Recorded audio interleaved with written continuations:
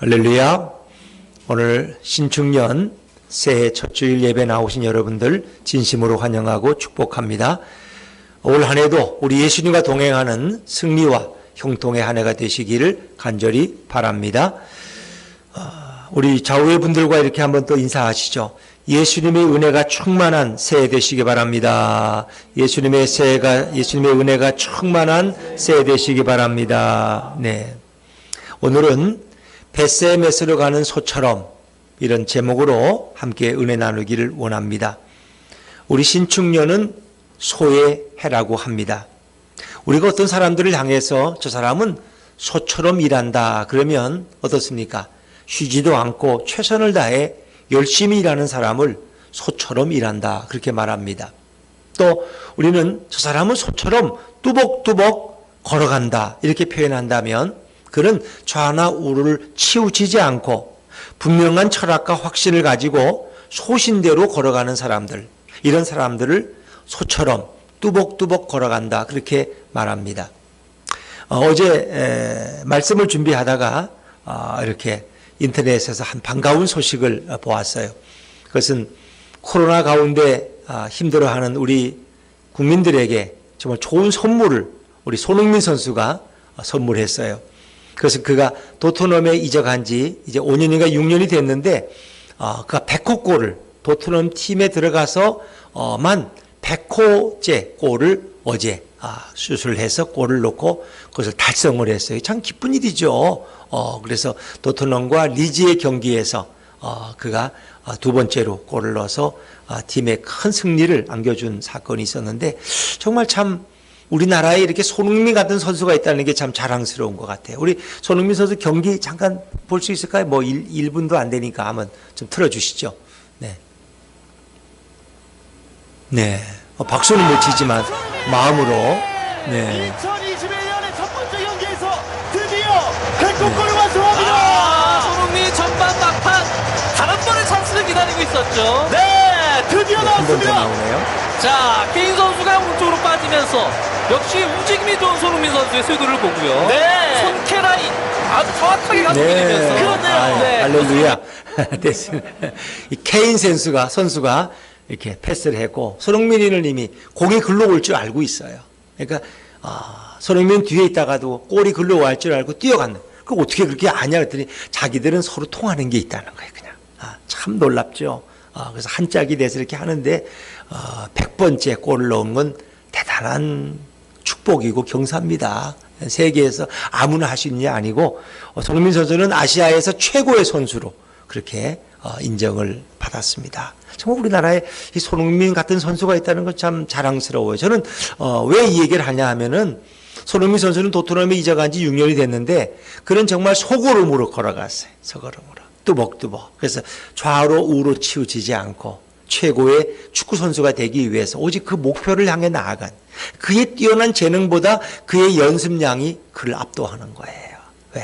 그는 한눈 팔지 않으니까. 보통 선수들이 한때는 잘 나가다가 보통 이렇게 주저앉아요. 뭐 여러 가지 또 불미스러운 일에 하기도 하고 또 음주운전을 해서 권력에 의해서 또 이렇게 해서 사회적인 문제되고 그러는데 손흥민 선수는 오직 외길 축구만을 위해서 뚜벅뚜벅 걸어가고 오늘 그 열매를 따고 있다는 거죠. 참 자랑스러운 우리 한국의 선수라는 그런 생각이 듭니다.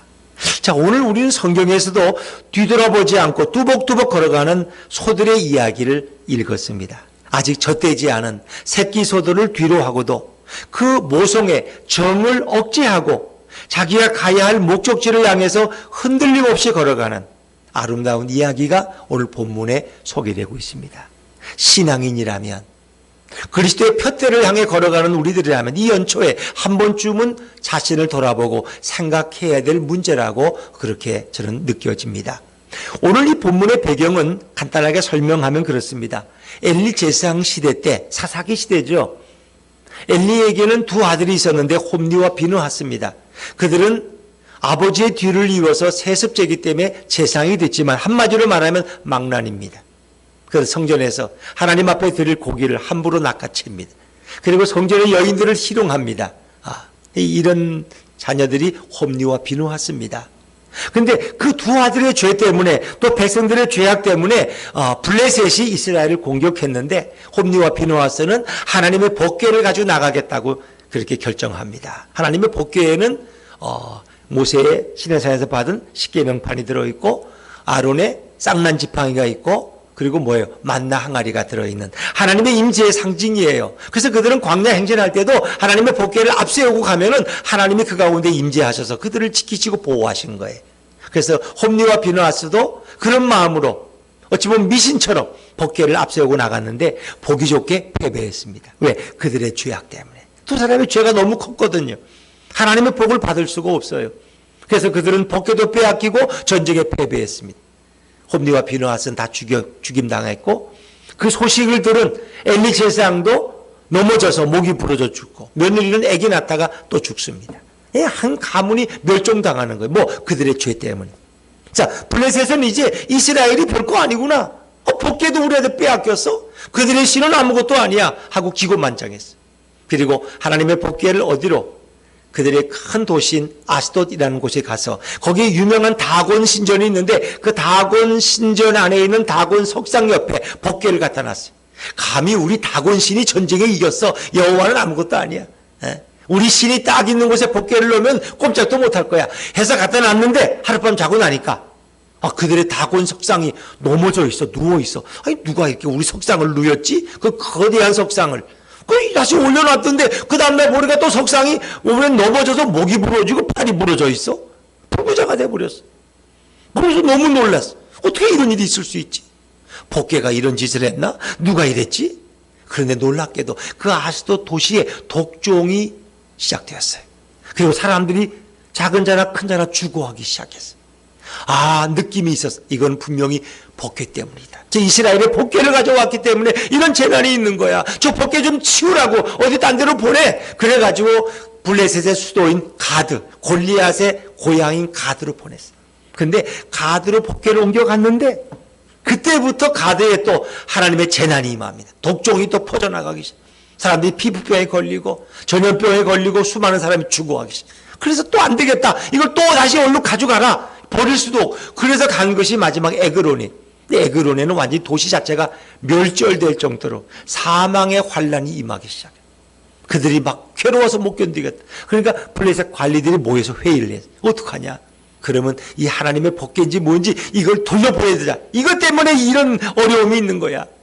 그래서 그 법궤를 돌려보내기 위해서 그들은 어떻게 합니까? 수레를 만들고 그리고 막 갓 새끼를 난 아직 멍에를 메어보지 않은 암소 2마리를 준비해서 수레를 끌게 합니다. 그리고 수레에 하나님의 법궤를 싣고 거기에 그들에게 임했던 그 독종의 모습을 한 그런 그 금과 은의 보화들을 하나님 앞에 속건제를 드리려고 그걸 다 담아서 보내드리는 거예요. 이제 재난을 제발 좀 우리에게 다 주지 말라고.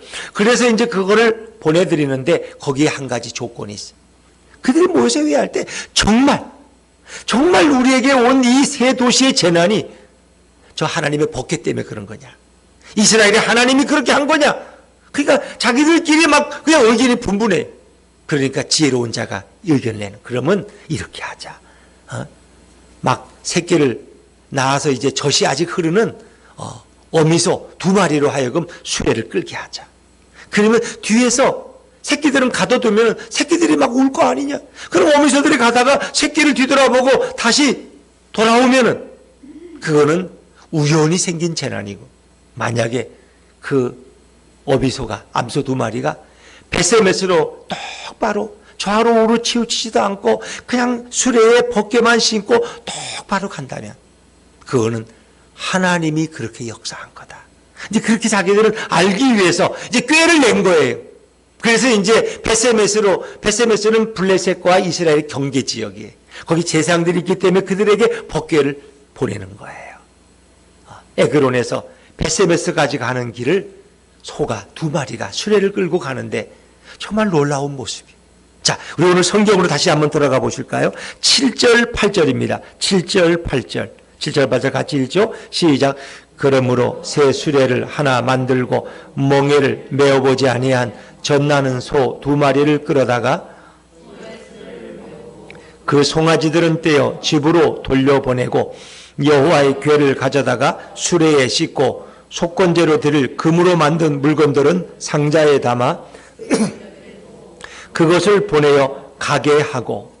참 대단한 거예요. 자, 이렇게 이제 그들이 준비했어요.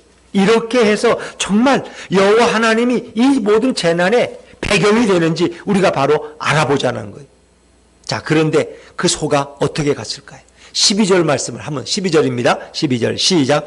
암소가 베세메스 길로 바로 행하여 대로로 가며 갈 때에 울고 좌우로 치우치지 아니하였고 블레셋 방백들은 베세메스 경계선까지 따라가니라. 자, 이 암소 두 마리가 바로 가는데 울어요. 왜 울었어요? 어린 새끼 두 마리를, 아직 젖되지 않은 두 마리의 새끼소를 두고 오기 때문에 그 어미 소의, 송아지의 그 간절한 울음소리에 마음이 너무 아파서 소들도 울어요. 그게 인간의 본성입니다. 그러니까 짐승들도 모성애가 있다는 거 아세요? 자기 새끼는 사랑해요. 자기 새끼는 귀여워하고 자기 새끼에게 젖을 줄 줄 알아요. 그게 모성애예요. 모성적 본능을 하나님이 짐승에게도 주셨어요. 그러니까 막 젖이 나오는데 그걸 두고 젖을 못 주고 떠나가는 이 어미소의 마음은 이루 표현할 수가 없는 거예요. 그러나 하나님이 그들에게 주신 사명이 있기 때문에 그 소들은 뒤돌아보지 않고 암만을 향해 베세메스를 향해서 올바로 좌로우로 치우치지 않고 갔다는 것입니다. 여러분, 이게 믿어지십니까? 어떻게 그게 그럴 수 있느냐 말이야. 아니, 짐승이 뭔 하나님 뜻을 알아서 베세메스로 똑바로 갔을까? 뒤에서 새끼 소들이 울부짖고 음메 하면서 소리 지르는데 뒤돌아서 돌아갔을 게지 어떻게 곧바로 갔겠느냐. 그 말이 안 된다라고 우리는 생각할 수 있습니다. 그게 과연 가능할까? 그런데 오늘 이 소들은 그렇지를 않았다는 것입니다. 여러분, 제가 시골에 있을 때도 이렇게 보면은 소들이 이렇게 늘 다니는 길은 알아서 갑니다. 뒤에서 주인이 따라와도 소가 가요. 왜? 늘 다니던 길이니까. 근데 오늘 이 베세메스로 가는 소는 처음 가는 길이. 왜? 아직까지 한 번은 수레를 끌어본 적이 없어요. 처음 수레를 끌기 위해서 멍에를 매야 되는데 처음 멍에를 맨 어미소에. 그리고 한 번도 가보지 않은 길을 그가 가고 있다는 것입니다. 어떻게 그럴 수 있을까? 어떻게 대로로만, 올바른 길로만 똑바로 가고 있을까? 바로 이 가운데 우리 하나님의 역사와 우리 하나님의 감동이 있었던 것을 믿으시기 바랍니다. 하나님께서는 온 우주 만물을 창조하셨고 그 천지를 창조하신 그 만물들에게 늘 말씀하시고 그들에게 영향을 주실 수 있는 분이. 자, 소들은 자신의 본능에 따라서 가지 않습니다. 뒤에서 새끼 소가 운다고 돌아서서 돌아가지 않습니다. 그들은 하나님이 그들의 마음속에 불어넣은 그 하나님의 명령에 따라서 그대로 순종하며 나아간다는 것입니다. 그래서 하나님의 역사는 이런 짐승들의 본능과 성향도 바꾸실 수 있다는 것입니다. 새끼를 그리워하고 뒤를 돌아보는 것이 인지상정이고 그것이 모성적 본능인데 그건 사람이나 짐승이나 똑같습니다.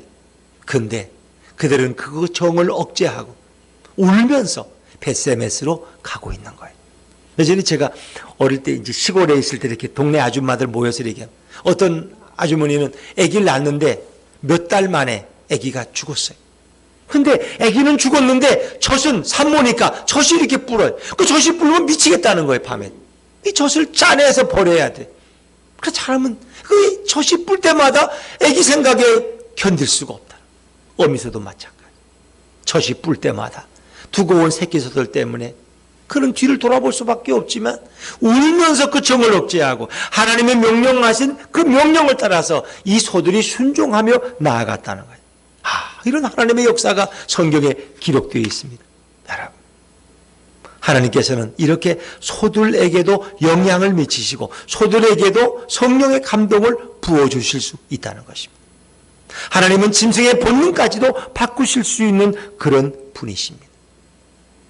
여러분, 하나님이 우리 인간을 처음 창조할 때 하나님의 형상대로 창조했다고 그랬어요.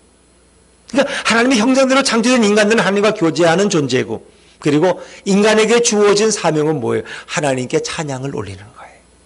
인간이 살아가는 목적은 하나님께 영광을 돌리기 위해서 우리는 존재하는 거예요. 자, 우리 성경 한번 이사야 43장 21절 말씀 한번 읽어볼까요? 이사야 43장 21절 같이 읽죠. 시작. 이 백성은 내가 나를 위하여 지었나니 나를 찬송하게 하려 함이니라. 하나님이 우리를 지으신 목적은 나를 찬송하게. 그렇다고 여러분이 다 성가대원이 되라는 얘기는 아니에요.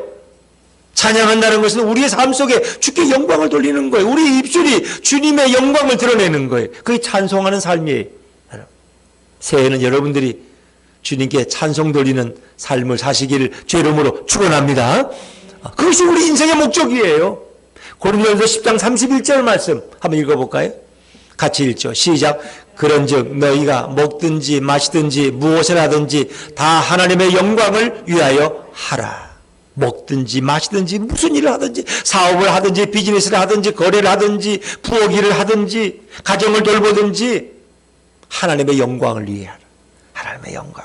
그것이 우리를 이 땅에 보내신 하나님의 목적이고 우리가 살아가야 할 목적이고 우리의 사명입니다. 우리의 사명은 바로 그거예요. 하나님께 영광 돌리는 거예요. 그래서 하나님과 인간은 그렇게 아름다운 삶으로 교제하며 영광을 돌리며 살아갔는데 어느 날부터 인간의 마음속에 교만함이 싹트고 결국 마귀의 깸에 빠져서 결국 하나님이 금하신 선악과를 먹게 되었습니다. 선악과를 먹고 범죄한 이후에 인간은 그 하나님 주신 사명을 상실해버렸어요. 가야 할 목적지를 상실해버렸어요. 타락한 인간들은 이제 하나님의 영광 드리는 사명을 위해 살지 않고 이기적인 목적을 위해서 내게 기쁨이 될 수 있다면 그리고 자신의 욕망과 명예와 종욕을 만족시키기 위해 살아가는 그런 비천한 존재가 되었습니다. 인간 안에 심어놓은 하나님의 형상은 덕지덕지 걸레처럼 되어버렸고 갈 길을 모르고 방황하는 존재가 되었습니다. 이것이 타락한 인간의 현실이고 타락의 비참함입니다. 우리는 말로는 근사하게 포장할 수 있습니다. 대통령이나 이런 국회의원들은 내가 백성들을 위해서 우리 도민들을 위해서 내가 봉사를 다하겠다. 그러나 정말 그럴까요? 그 속에는 자신의 어떤 정치적 야망을 앞세울 때가 더 많지 않습니까? 우리도 마찬가지. 정말 내가 하나님의 영광을 위해 살아가는 그런 성도일까? 우리 자신을 한번 돌아볼 필요가 있다는 것입니다. 복귀를 싣고 목적지를 향해서 한 걸음 한 걸음 나아가는 이 소의 모습은 바로 이 땅에 오신 예수님을 보여주고 있어요. 예수님은 이 땅에 오셔서 사명자의 길을 걸어가셨고 진정한 사명의 길로 우리를 이끄셨어요.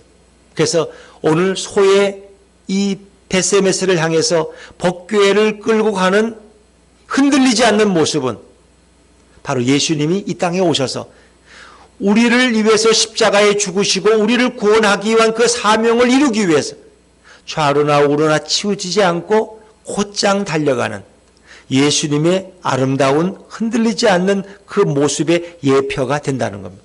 여러분 오해하지 마세요. 오늘 목사님 말씀드리니까 소가 예수래. 그럼 성경에 나오는 소는 다 예수님이야? 이렇게 들으라는 게 아니라 소가 법궤를 끌고 그 중요한 하나님의 임재의 상징인 법궤를 끌고 벳세메스까지 새끼 소의 울음소리에도 고개를 돌리지 않고 어떤 장애물을 만나도 옆길로 두려워서 피하지 않고 오직 앞길을 향해 뚜벅뚜벅 걸어가서 벳세메스에 도착해서 그 성에 기다리는 사람들에게 기쁨을 주고 마지막엔 자신을 제물로 드려서 그 수레를 다 깨트려서 그것을 장작으로 삼아서 하나님 앞에 영광 돌린 번제물의 희생물이 된 그 소의 모습은 이 땅에 오셔서 인간을 구원하기 위해서 십자가를 향해 나아가셨고 십자가의 피 흘리심으로 그 보혈을 흘려주셔서 우리의 죄를 사하셨고 그리고 죽은 자 가운데 3일 만에 부활하심으로 우리에게 영원한 생명을 약속하신 그 주님이 이루신 사명에 좋은 대조가 된다는 거예요. 그러니까 소의 모습이 사역이 예수님이 이 땅에서 이루신 그 사역의 그림자, 예표가 된 줄로 믿으시기를 바랍니다. 제가 그걸 말씀드리고자 하는 거예요. 그런 의미에서 오늘 본문에 읽은 이 소의 모습은 그 사역을 감당하는 소의 모습은 어찌 보면 묵묵히 걸어가는 사명자의 모습을 우리에게 보여주고 있습니다. 예수님은 그 십자가의 길을 결코 포기하지 않으셨고 골고다 언덕의 십자가를 향해서 묵묵히 걸어가셨습니다. 마치 벳세메스를 향해 걸어가는 소처럼 예수님은 이 땅에 오신 전능하신 하나님인 것을 믿으시길 바랍니다. 그래서 인간들은 어떤 유혹을 받으면 많이 생각해요. 정말 이 유혹에 내가 넘어져 가는 게 오히려 내게 유익이 되지 않을까? 내가 속는 셈 치고 가지만 그것이 내게 결과적으로는 도움이 돼. 많은 걸 생각하고 또 실제도 유혹에 약하고 시험에 잘 넘어져요. 그런데 예수님은 하나님이시기 때문에 어떤 유혹과 시험도 물리치십니다. 이길 수 있습니다. 예수님이 세례 요한에게 요단강에서 세례를 받고 공생애를 시작하시는데 마귀가 사단이 와서 예수님을 유혹합니다. 예수님은 공생애를 시작하면서 먼저 광야에서 40일 동안 금식하셨어요. 그러니까 혹시 허기졌어요. 힘도 없고 배고프셨어요. 그런데 마귀가 그를 어떻게 광야로 데리고 가서 그 많은 돌들을 보고 너는 이 돌을 떡으로 만들어라. 너도 배불리 먹고 이 백성들에게 떡을 주면 얼마나 인기가 좋겠느냐. 예수님은 그걸 거부해. 말씀으로 물리치십니다. 또 사탄은 거기서 끝나지 않아요. 마귀는 예수님을 데리고 높은 성전 꼭대기로 데려갑니다. 성전 높은 종탑, 산꼭대기 같죠.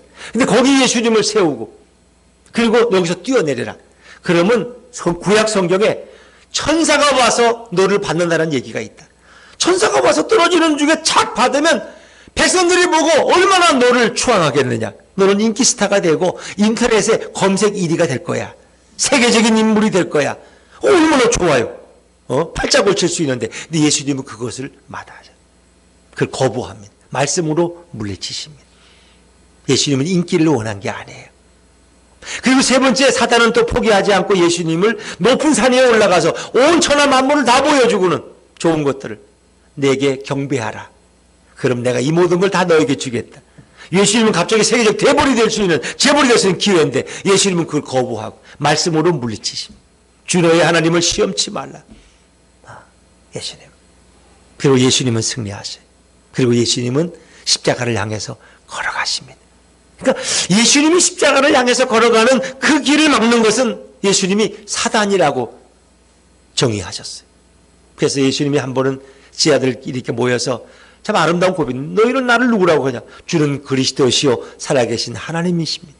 하나님의 아들이십니다. 예수님 너무 기뻐하시는 거예요. 바요나 시몬아 내가 복이 있도다. 이를 내게 알게 하니는 성령이시니라.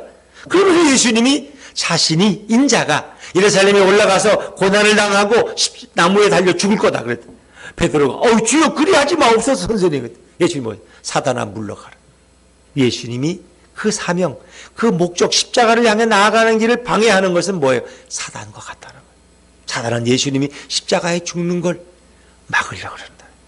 예수님은 그걸 엄히 뿌리치시고 그 길을 향해 나아갑니다. 예수님은 꼭 이렇게 사명을 향해 걸어갈 때도 흔들리지 않고 걸어가실 때도 늘 때를 따라 움직이셨어요. 이것이 사명자의 길이. 사명자는 함부로 판단하지 않고 함부로 행동하지 않습니다. 함부로 말하지 않습니다. 내가 가고 싶을 때 마음대로 가는 게 사명자가 아닙니다. 예수님은 하나님의 시간, 하나님의 때가 되지 않으면 움직이지 않으셨고 한 걸음도 전진하지 않으셨습니다. 한 번은 갈릴리 가나의 혼인잔치에 참석하셨는데 제 아들도 있었고 마리아도 있어, 어머니 마리아. 근데 마치 잔치 중간에 포도주가 떨어졌어요. 그 주인이 와서 그런 얘기를 하니까 마리아가 예수님께 여쭸어요. 예수님 뭐라 그래? 아직 내 때가 이르지 아니했다. 여인이야. 이제 어머니에 대한 존경스러운 표현인데 아직 내 때가 이르지 않았다. 그걸 보면 아니 예수님은 자기 때가 안 됐다고 하더니 거절하는 것처럼 하더니 또 다시 또 이렇게 빈 항아리에 물을 채우라 하더니 또 놔주라 그래. 또 그렇게. 그 좋은 포도주를 만들. 저 무슨 얘기야? 여기서 내 때가 안 됐다는 것은 예수님이 십자가에 달려서 보혈을 흘리실 때가 안 됐다는 거예요. 내가 죽을 때가 아직 안 됐다. 그러니까 갈릴리 가나에서 물을 담은 항아리에 그 물이 포도주가 되었다는 것은 뭐예요? 결국 예수님이 보혈을 흘리심으로 우리 인간의 모든 죄가 용서받을 것을 가리키시는 거예요. 아직 내가 십자가에 달릴 때가 되지 않았다 하는 것을 예수님이 말씀하시고. 자, 명절이 되었어요. 사람들은 예루살렘에 많이 올라가서 거기서 이제 제사도 드리고 사람들을 만나요. 그 형제들이 당신을 자신을 드러내기를 원하면 저 예루살렘에 올라가는 게 좋지 않습니까? 그랬더니 예수님이 뭐래? 아직 내 때가 이르지 아니하였다. 예수님은 때를 따라 움직여요. 그 때는 하나님의 때고 하나님의 시간이에요. 그러나 예수님은 이제 예수님이 십자가에 죽어야 할 그런 때가 되었을 때 예수님은 스스로 십자가를 지기 위해서 주저없이 예루살렘으로 올라가십니다. 그리고 예수님은 그 길을 따라가는 거예요. 겟세마네 동산에서 아버지 할 수만 있거든 이 잔을 내게서 옮겨달라고 기도하시지만 그러나 뭐의 결론은 내 원대로 마옵시고 아버지의 원대로 하옵소서. 예수님은 아버지의 뜻을 따라서 이 사명을 이루기 위해서 십자가의 죽으심으로 인간의 구원을 이루고 사명을 잃어버린 인간들에게 새로운 사명을 깨우쳐 주기 위해서 예수님은 그 길을 소처럼 뚜벅뚜벅 걸어 가셨다는 것입니다. 지자들은 예수님을 온전히 이해하지를 못했어요. 세상에서 우리 선생님이 잘 되고 잘 살고 성공하면 우리도 성공하면 좋지 않냐 이런 생각을 가지고 있어요. 예수님을 잘 몰랐어요. 지자들은. 바리새인과 서기관들은 예수님이 얼마든지 유대 당국들과 타협하고 화해하고 평화롭게 살 수 있음에도 자꾸 하늘 아버지의 뜻만을 고집하는 것이 못마땅했어요. 그래서 그들은 예수님을 조롱하고 비판합니다. 심지어 예루살렘 성전에 들어갔을 때 그 성전의 이방인의 뜰에서 그들은 잔치 자리를 벌여놓고 거기서 짐승들을 팔고 그리고 환전상들이 돈을 바꿔주고 이런 짓을 하고 그 유대의 성전에는 유대인 남자의 뜰이 있고 여자의 뜰이 있고 이방인의 뜰이 있어요. 근데 그 이방인의 뜰을 누군가가 차지하고 있으면 장사꾼들이 이방인들은 거기 와서 예배 드릴 수가 없고 기도할 수가 없어요. 예수님은 그게 분노하신 거야. 너희가 장사치들이 장사놀이 하느라고 왜 이렇게 이방인들이 예배하는 자리를 빼앗느냐 말이야. 그들이 어떻게 구원을 받아? 예수님 분노하셔. 기도하는 내 아버지의 집을 너희가 강도의 구렬로 만들었다. 채찍을 들어서 그들을 내어쫓고 상을 띄워. 그래서 예수님은 성전 모독죄에 걸리는 거예요. 그게 못마땅했어. 제사장들은 거기서 이제 이윤을 얻고 거기서 이제 돈을 뒷구멍으로 받아야 되는데 예수님 때문에 그게 안 되니까 너무 기분 나쁜 거야. 그 예수님을 성전에서 채찍을 흔드는 조폭 같은 존재라고 성전 모독죄를 씌워. 또 예수님이 나와 아버지는 하나다. 그랬더니 자기가 하나님이래. 하나님의 아들이래. 그래서 예수님을 신성 모독죄를 거는 거예요. 예수님이 이런 말씀을 하지 않고 이런 행동을 하지 않고 서기관과 바리새인들과 잘 지내고 위험한 말은 하지 않으시면 갈릴리에서 올라온 선지자 랍비로 존경받고 뭐 불편한 거 없이 살아갔을 거예요. 그러나 예수님은 자기의 사명의 길을 가셨다는 거예요. 세상의 어떤 안락함이나 세상의 어떤 부요함과도 예수님은 자기의 사명을 바꿀 수가 없었습니다. 그래서 예수님은 사람들에게 조롱받고 비난받습니다. 예수님은 때로 사역의 길을 가기 위해서 매맞고 조롱받고 십자가에 죽음 당할 길을 선택했습니다. 우리가 보면 굳이 그렇게 꼭 빡빡하게 살 필요가 뭐 있냐. 예수를 믿어도 그렇지 지금 이 코로나 왕국에 5명 이상 시장도 못 가는데 이렇게 와서 위험하게 예배드리면 어떡해. 마스크를 쓰다고 뭐 안전한가? 이렇게 생각할 수도 있어요. 당신은 그렇게 예수를 믿어도 꼭 유별나게 믿어. 그랬더니 우리 지자님 한 분이 그래요. 우리 목사님은 반정부적이라고 그냥. 정부에서 이렇게 하지 말라는데도 자꾸 우리 목사님은 이렇게 하라 그런다고. 그래. 뭐 그거 참 즐거운 얘기죠. 저는 반정부적이고 뭔지는 모르지만은 하나님이 하라는 대로 하고 있어서 그저 이렇게 우리가 모여서 예배 드릴 수 있는 조건이 되니까 이렇게 나눠서 예배 드리니까 참 좋은 것 같아요. 우리는 세상 사람들이 보는 각이 있어요. 그렇게 별나게 믿지 말라고. 좀 편안하게 믿고 안락하게 믿어도 되는 거지. 안 그러냐. 그러나 여러분, 예수님은 세상과 타협하지 않았다는 거예요. 여러분, 우리는 믿음의 길을 갈 때도 그런 타협의 유혹을 많이 받습니다. 예수를 믿어도 일주일에 한 번 가서 그저 그렇게 그냥 예배드리고 헌금하고 점심 먹고 그러고 오면 되는 거지. 다 그러면 천국 가는 건데 꼭 그렇게 새벽마다 나가서 기도해야 되느냐. 꼭 주중에도 몇 번씩 가야 되느냐. 뭐 이런 얘기들을 많이 들을 거예요. 여러분, 우리가 예수님을 바로 섬기기 위해서 바로 알아야 되고 말씀을 듣고 또 하나님 앞에 영광 돌리는 삶을 위해서 우리는 때로는 그 길이 힘들고 외로운 길일 수도 있어요. 그러나 우리가 예수님처럼 정말 뚜벅뚜벅 걸어갈 수 있다면 그것이 우리 주님께 영광 돌리는 길인 줄로 믿습니다. 그렇다고 뭐 일주일에 한 번 오는 와서 예배 드리는 분들이 뭐 잘못했다는 얘기는 아니에요. 우리가 한 번을 예배 드려도 정말 바르게 예배 드릴 수 있고 진정으로 주님을 찬양하고 예배 시간만이 아니라 우리의 삶이 주님 앞에 드리는 예배의 시간이 연장이 된다면 그건 훌륭한 거예요. 그렇지 않습니까? 예수님은 비난을 감수하며 십자가의 길을 거십니다. 그래서 제자들을 향해서도 아무든지 나를 따라오려거든 자기를 부인하고 자기 십자가를 지고 나를 쫓으라고 예수님은 말씀하십니다. 인류를 구원하기 위해서 가는 예수님의 사명의 길에는 절대로 타협이란 존재할 수가 없었습니다. 사명의 길은 굽은 길이 아닙니다. 사명의 길은 손해보아도 가는 길이고 힘들어도 가는 길입니다. 사명자의 길은 결코 영광의 길만은 될 수 없습니다. 인기를 얻고 존경을 받고 추앙받는 그런 길만은 아닙니다.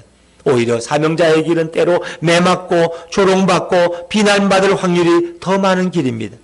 그럼에도 불구하고 오직 예수님만 바라보고 나아가는 길이 사명의 길입니다. 성경은 뭐라 그래요? 믿음의 주요 온전케 하시는 예수를 바라보자. 누구를 바라보자? 예수님을 바라보자. 얘기는 예수님을 바라보고 예수님을 따라가자는 거예요. 예수님의 신앙의 모습을 우리의 모델로 삼고 예수님을 따라가자는 거예요. 믿음의 주, 우리 믿음의 주인이 예수님이에요. 우리를 온전하게, 우리의 믿음을 온전하게 하실 분이 바로 예수님이야. 그분만을 바라보고 그분을 모델 삼고 따라가자는 거예요. 내 힘으로는 사명자의 길을 갈 수 없지만 예수님이 나와 함께 하시고 우리가 예수님의 말씀을 순종하면 예수님은 내게 그것을 감당하시는 힘과 능력을 부어줄 줄로 믿습니다. 그래서 우리는 예수님을 바라보는 거예요. 예수님은 우리 안에 세상의 유혹과 시험을 이길 수 있는 성령의 충만한 능력도 우리에게 부어주실 줄로 믿습니다. 내 힘으로 시험을 이길 자가 없고 내 힘으로 유혹을 이길 자가 없어. 인간은 다 연약해요. 그러나 예수님을 바라보는 자는 예수님이 주시는 힘으로 그것을 감당할 수 있다는 겁니다. 사명의 길은 하나님의 영광을 위해 가는 길입니다. 살아계시고 오늘도 역사를 주관하시는 하나님을 드러내는 길이기에 우리는 주저하지 말고 그 길을 가야 되는 것입니다. 좌우나 우로나 치우치지 않고 곧바로 가야 하는 길입니다. 오늘 이 벳세메스로 가는 소를 보내놓고 시험하는 블레셋 관리들의 그 모습을 한번 보십시다. 자, 우리 9절 말씀을 한번 읽어볼까요? 9절입니다. 9절 시작. 보고 있다가 만일 괴가 이 큰 재앙은 그가 우리에게 내린 것이요 그렇지 아니하면 우리를 친 것이 그의 손이 아니요 우연히 당한 것인 줄 알리라. 네. 새끼를 뒤에 떨어놓고 오는 소가 벳세메스로 곧바로 가면은 이 모든 재난은 하나님으로부터 온 것이다.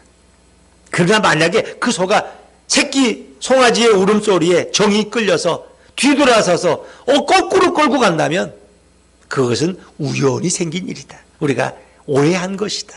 그런 얘기예요. 그런데 어떻습니까? 오늘 하나님께서는 이 두 마리의 소의 마음을 지배하시고 그 소를 다스리시고 미물인 짐승인 소도 예수님의 말씀 앞에 하나님의 말씀 앞에 순종해서 가잖아요. 참 놀라운 일 아닙니까? 이게 하나님의 역사예요. 그러니까 하나님은 온 자연 만물을 다 명령하고 다스리세요. 왜? 당신이 창조주고 당신이 만드신 생명이기 때문에. 여러분 우리가 화분도 생명이 있잖아요. 그 식물도 죽으면 생명이 없는 거 아니에요? 쓰러져 버리잖아요. 그러나 살아있기 때문에 열매를 맺고 하늘을 향해서 해바라기가 꽃을 피우듯이 그런 거 아닙니까?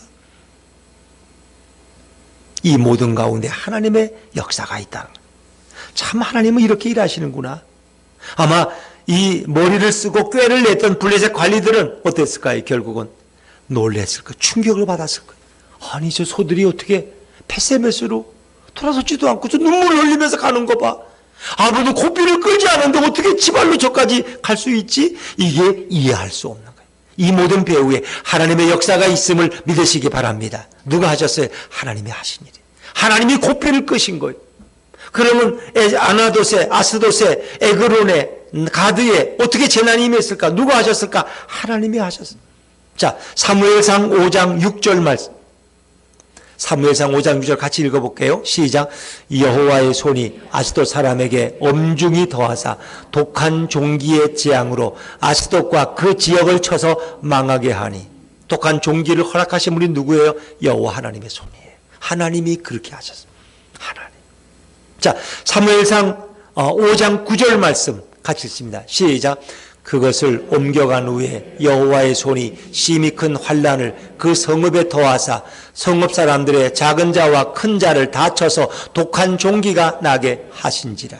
그것이 뭐예요? 복궤를 옮겨가는 것마다 하나님이 진노하셔서 블레셋을 용서하지 않는 하나님이 역사하죠. 어떤 분들은 그래요. 아니 하나님이 살아계시다면 왜 교회 가서 예배 드리다가 왜 코로나 걸렸어요? 교회도 맨날 나오잖아요. 그래서 그 댓글 보면은 그냥 왜 이렇게 교인들은 난리치냐고, 그냥 좀 집에 좀 있으라면 좀 있지 이러면서 왜 그렇게 말을 안 듣느냐고, 하나님이 그렇게 가르쳤느냐고 또 그렇게 쓰는 사람도 있어. 그러면서 제일 쉬운 비난이, 하나님이 살아있는데 어떻게 예배 드리다가 교회 갔다가 코로나에 걸려가지고 이렇게 여러 사람 힘들게 하느냐. 여러분, 뭐 예배 드리다가 그렇게 됐을까요? 그분들이 뭔가 방역에 소홀히 한 점이 있었겠죠. 함부로 뭐가 행동했기 때문에 그런 결과가 오는데 우리는 그 원인을 모르겠어요. 그러나 분명한 것은 오늘 이 시대에 이 코로나의 재앙이 어디서부터 왔느냐. 제가 어제 신문인가 뭐 인터넷 보니까 어떤 환경주의자 그래 방송에 나와가지고, 이게 사람들이 지구를 어지럽히고 더럽히고 플라스틱을 함부로 버리고 이렇게 막 산소를 배출해가지고 이렇게 이 나쁜 공기를 만들어서 이렇게 코로나가 온 거라고 이러면서. 물론 뭐 원인을 따져보면 그렇게도 말할 수 있지만 정말 그래서 그럴까요? 아니에요. 이 재난은 하나님으로부터 온 것입니다. 하나님으로부터. 왜? 하나님을 떠난 백성들, 하나님을 부인하고 진화론을 믿고 따라가는 사람들, 창조론을 믿지 않는 사람들, 그리고 하나님이 창조하신 인간의 모습을 결국은 뭐예요? 동성애로 다 바꿔버리는 이런 인간들의 모습 앞에 이 지구촌의 사람들을 하나님이 용서하실 수가 없어요. 결국 그들이 깨닫고 회개하고 하나님을 바라보도록 어찌 보면 고난을 허락하시고, 하나님으로도 왔는데 우리는 하나님을 찾지 않고 빨리 백신만 개발할 때를 기다리고 어떻게 하면 이 어려운 때를 지낼까, 어떻게든 버티고 바둥바둥. 이 고난의 때에 하나님을 바라보시기를 주의 이름으로 축원합니다. 역사 속의 모든 재난과 고통은 하나님으로부터 왔습니다. 하나님 분명히 말씀, 여호와의 손이 그들을 치셨다는 거예요. 우리는 그러면 어떻게 해야 될까? 한번 생각해 보세요. 한간 눈물인 짐승이지만 그 두 마리의 소는 하나님의 법궤를 메고 법궤를 끌고 벳세메스까지 옮기는 일에 쓰임받았습니다. 어찌 보면 그에게 주어진 사명을 충분히 잘 감당한 두 마리의 소였습니다. 그러니까 인간도 태어나서 자기 사명을 모르고 자기의 인생의 목적을 모른다면 뭐 소보다 나을 게 아무것도 없어요. 뭐 소는 오히려 죽으면은 가죽을 남기고 말이에요. 뭐 좋은 갈비를 남겨 사람들에게 먹이나 주지. 우리 인간은 뭐 그냥 의미도 모르고 살다가 죽으면 뭐 있어요? 예수 믿지 않으면 지옥 가는 일밖에 더 있어요? 안타까운 거죠, 여러분. 하나님은 한간 미물인 짐승에게까지도 역사하시고 감동시키신다는 거예요. 그래서 이렇게 두 마리의 소가 복궤를 끌고 가니까 벳세메스 사람들이 농사일을 하다가 그 복궤가 오는 걸 보고 반가워서 기쁨을 나누고 하나님 앞에 영광을 돌려요. 그리고 그 수레를 패서 장작을 만들고 그 소를 암소죠. 원래 수소를 드려야 되지만 그 거룩한 성물을 끌고 온 암소는 다른 용도에 쓸 수가 없어요. 그래서 그 암소를 잡아서 하나님 앞에 번제물로 드리는 거예요. 하나님의 거룩한 성물인 복궤를 끌고 갔고 목적지에 무사히 도착해서 자기 자신을 들여서 자기 스스로 번제물이 된 이 소의 모습은 바로 예수님을 가리키고 있는 거예요. 그래서 하나님의 역사는 이 짐승들에게까지 영향을 주었다는 거예요. 여러분 성경에 보면 민수기 22장에 재미있는 얘기가 나온다는 거 아세요? 거기는 나귀가 말을 했어요. 나귀가 말을 했어요. 그러니까 발람이라는 이제 거짓 선지자가 있는데 모압의 왕이 발락이야. 이름도 비슷해요.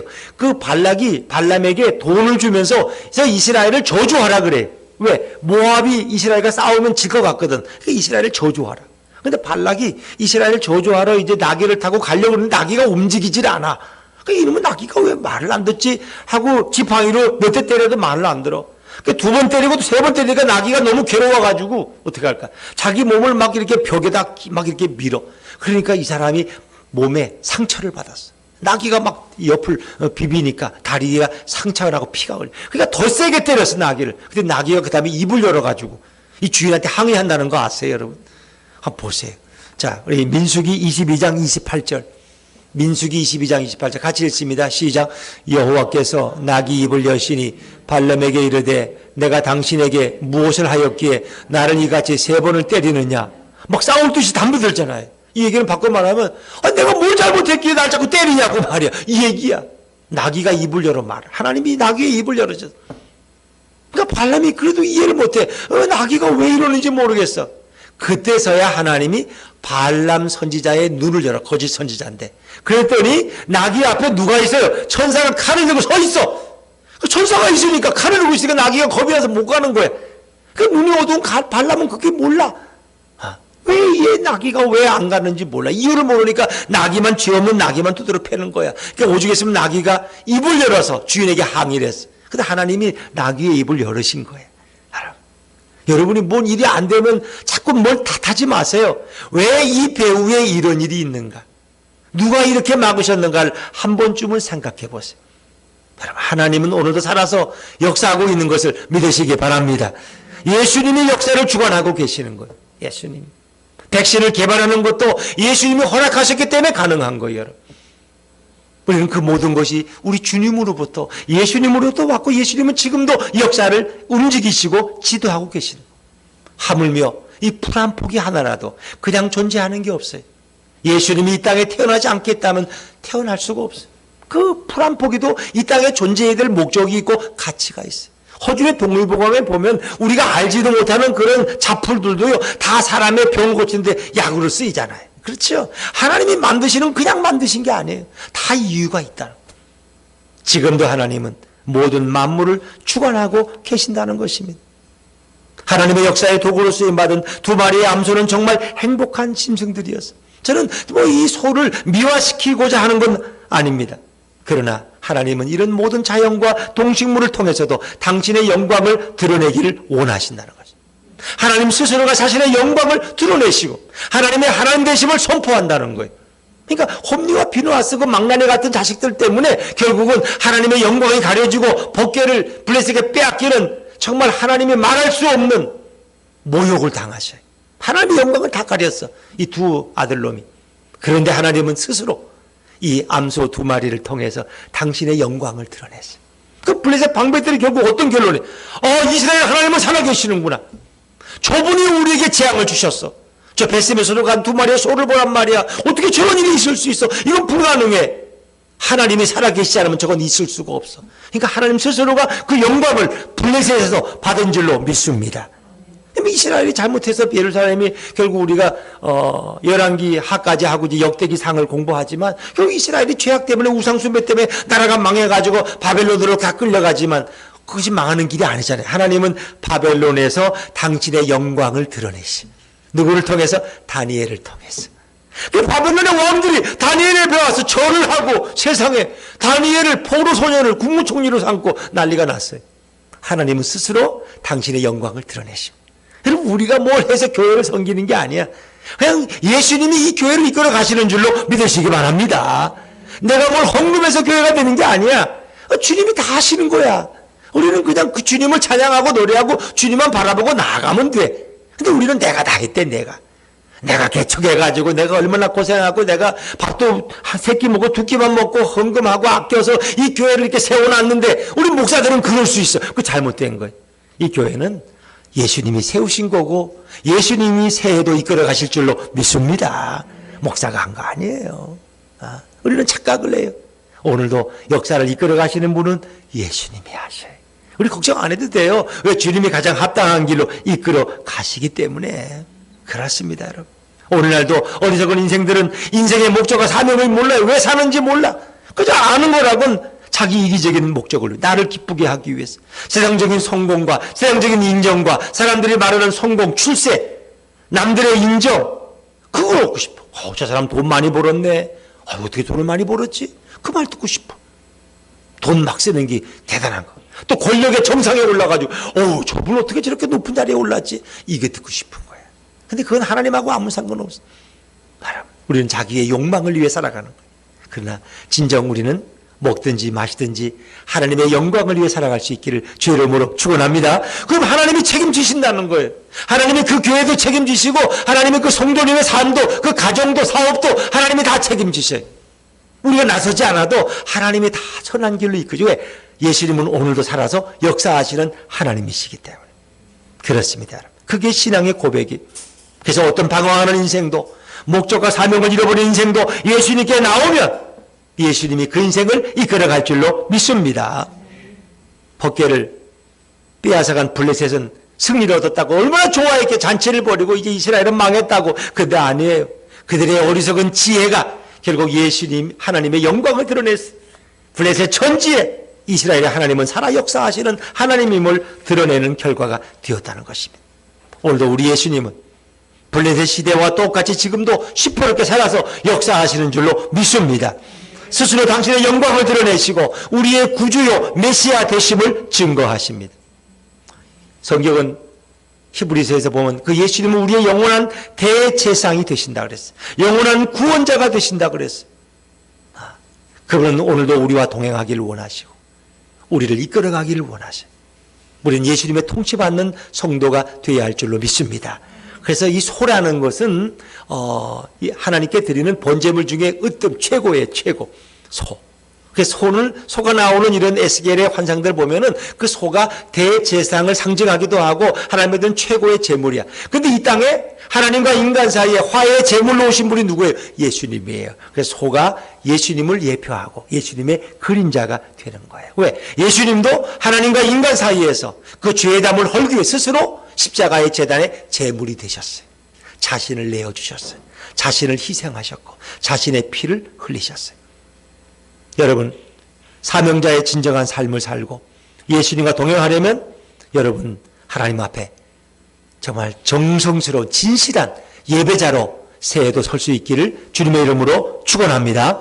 우리가 예배를 통해서 주님께 영광을 돌리고 말씀을 들을 때 우리는 내 인생의 목적을 깨닫습니다. 그리고 주님 주신 사명을 가지고 우리는 합당한 삶을 살아갈 수 있습니다.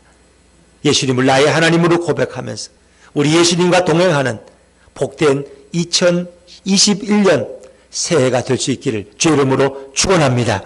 사명자의 삶을 살고 그리고 주님이 가신 그 길을 주님 바라보고 주님과 함께 동행하며 걸어가는 행복하고 승리하는 새해가 다 되시기를 주의 이름으로 축원합니다. 우리 일어나